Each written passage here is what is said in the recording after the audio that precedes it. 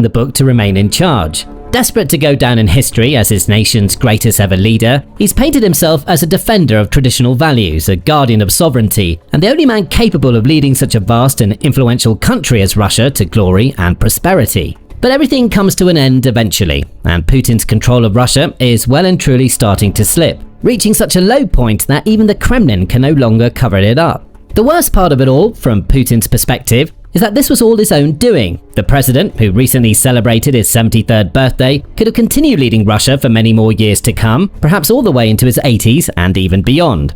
All he had to do, essentially, was exactly what he'd been doing his entire political career, following the same proven playbook that had kept him relatively popular with the people of Russia and supremely powerful on the world stage. Instead, he now finds himself stuck in a hole so deep, no amount of lies and bluster will be enough to dig his way out, and it's entirely his own fault. It's the end result of his own reckless decisions, excessive hubris, and one massive misjudgment, and it all goes back to the early stages of 2022, when the Russian president gave the order that would change the modern world forevermore. Seeking to expand his sphere of power and influence even further, Putin made the call to invade Ukraine, ordering his army over the border and onto the territory of its neighbor. At the time, he justified his decision with baseless claims that so-called Nazis had taken over Ukraine, and it was up to Russia to ride in and save the day. In reality, the world at large saw this move for exactly what it was, just another manifestation of Putin's unquenchable lust for power. He wanted more land, more resources, more influence, and he was willing to do whatever it took to acquire it. But then came his one massive misjudgment.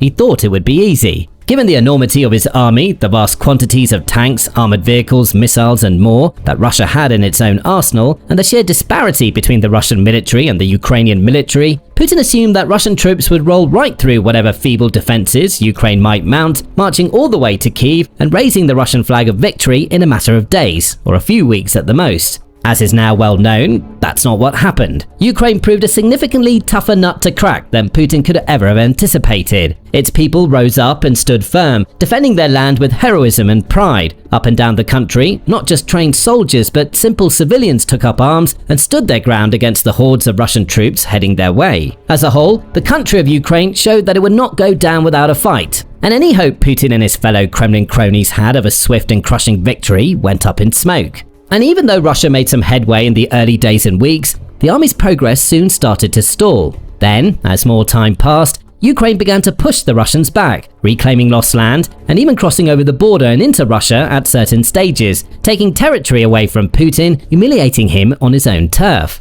Gradually getting stronger and more strategic, to the point where it's now rightfully regarded as one of the world's most capable military powers, Ukraine then went further, launching deep strikes, missiles and drone attacks on high-value Russian assets. The effects of these attacks are clear to see. Russia currently sits in a state of economic disarray and faces an unprecedented fuel crisis that shows no signs of easing anytime soon.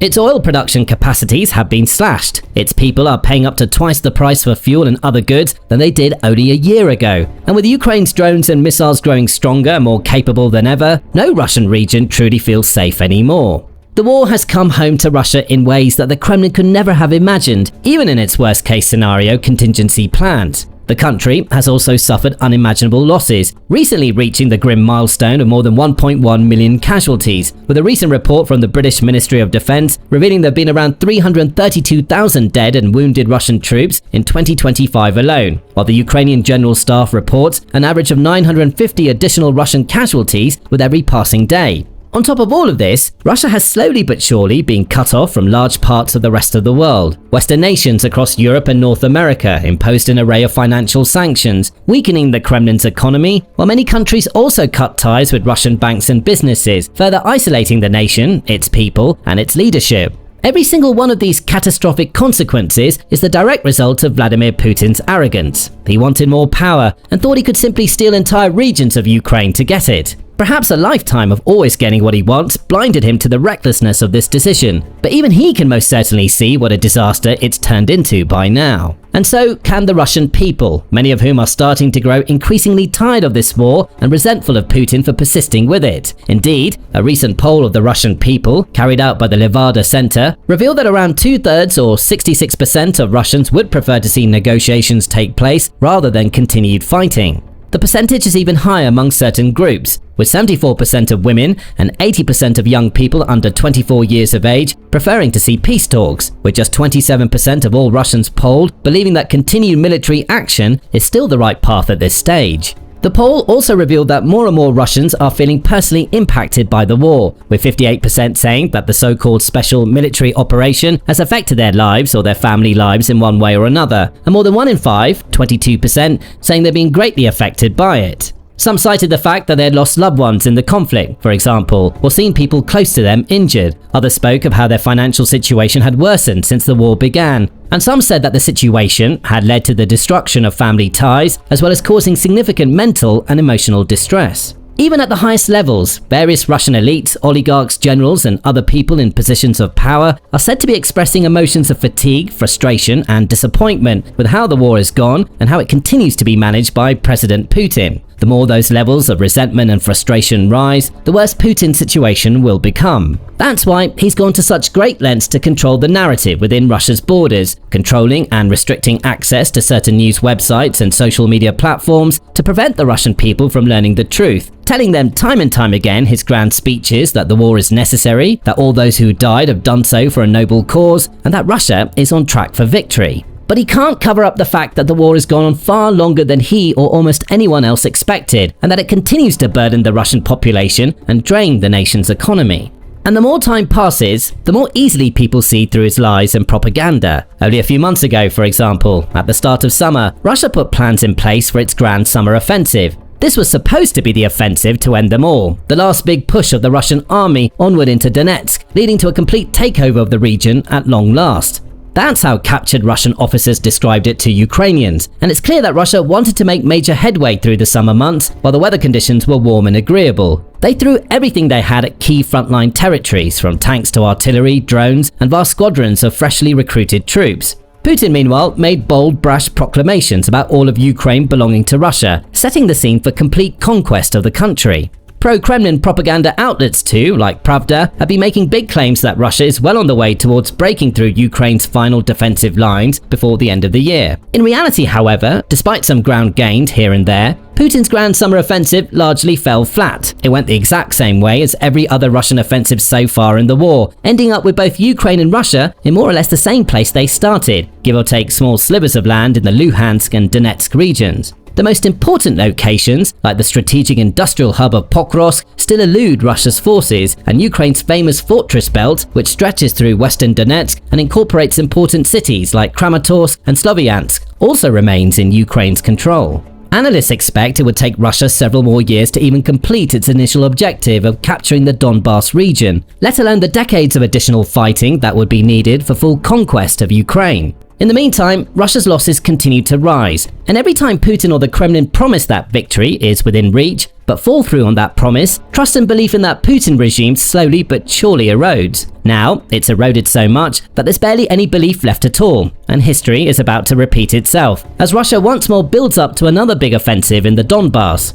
But this might well be Putin's last roll of the dice. Within Russia, opposition politicians now say that if this renewed offensive fails, as all the others have before it, Putin may have no other option but to either end the war or at the very least call for a ceasefire before the end of the year. In short, the coming weeks and months are set to be a pivotal moment, with massive influence on the rest of the war and its potential outcome, one way or another. As such, Putin will be banking on his troops somehow finding a way through Ukraine's defenses, as detailed in a report from the RE Russia media platform and think tank, which writes, "For 8 months this year, the Russian army has failed to achieve any decisive changes on the battlefield. The attempt at a decisive breakthrough over the next 2 months, for which Russia has built up a significant manpower reserve, represents an opportunity to alter the outcome and what's been an extremely costly and low-yield offensive lasting 2 years. Should it succeed, Ukrainian forces will, in all likelihood, be forced to abandon the Donbas. Should it fail, Russia's efforts to bring the region fully under its control can be deemed a failure.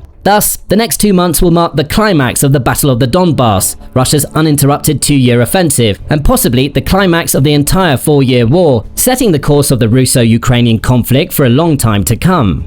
The RE Russia report also details just how wasteful and costly the war has become, noting, Over the course of 20 months, Russia has captured only about 6,200 square kilometers of Ukrainian territory, securing control of just over half of the part of the region that had remained outside its control. During this time, Russian military losses in killed and wounded have amounted to around 700,000, that is 110 men per square kilometer or 1,200 per day, double the losses sustained in 2022 to 2023. The writers add that the offensive is still only made possible by the Kremlin's reckless and desperate spending, offering increasingly high bonuses and incentives to encourage able-bodied men across Russia to sign up and join the fight. Thanks to this, the Kremlin is still able to add tens of thousands of troops to its ranks each month, replacing those that are killed or injured and continuing to pile pressure on Ukraine's defensive lines. This will give Putin at least some level of optimism that his forces might finally do what they've been unable to do for so long, and the fact that Ukraine is struggling with a manpower crisis will also provide some degree of encouragement to the Russians. But while it may have a couple of factors in its favor, the Kremlin's war machine still has a veritable mountain to climb if it wants to emerge victorious. Ukraine may not be able to rival Russia's manpower, it never has, nor can it muster the same colossal quantities of military spending and military hardware.